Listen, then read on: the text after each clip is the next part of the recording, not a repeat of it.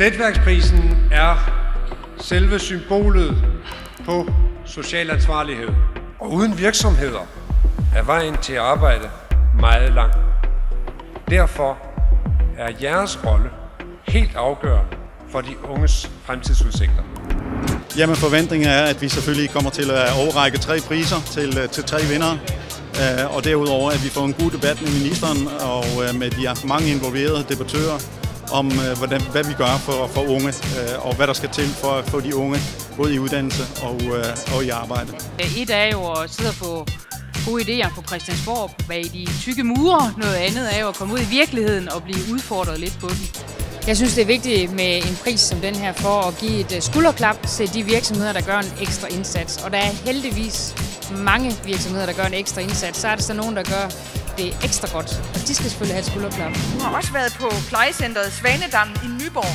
Ja, det var også fantastisk at være i Nyborg. Jeg har aldrig rigtig været ude af bilen på Fyn før. Så det var faktisk mit første besøg på Fyn. Det var en meget behagelig oplevelse. Og det er nogle af de sødeste mennesker, jeg nogensinde har mødt, der arbejder der. Vinderen i kategorien virksomheder under 100 ansatte. Plejecenter Svanedam.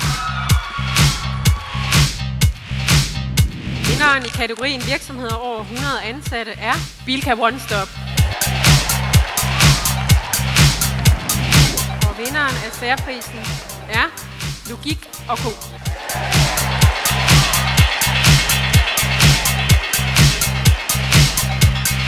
Selvfølgelig er vi glade. Det er altid rart at få et skulderklap.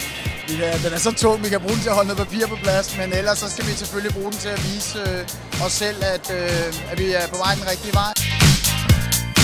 Kan man ønske sig noget bedre? Vi er stolte, og jamen, den skal jo bruges til at vise, at det sociale arbejde, det kan betale sig. Det kan virkelig betale sig. Det kan. Vi er rigtig glade, og vi er stolte. Den skal til at symbolisere den indsats, der er gjort fra personalets side af, og fra de udsatte side af igennem 6 år. Så det er symbolet på den kamp, der har været, og den opgave, der er blevet løst, synes jeg. Så vi fortsætter herfra. Det har som hvert år været en fornøjelse. Det er både lærerigt at opleve, at der er de nominerede, og så selvfølgelig 3 vindere. At få den historik i, hvad gør disse virksomheder, hvor gør de forskellen, og hvor er den menneskelige side, som det her i virkeligheden handler om. Hvordan kommer den til udtryk?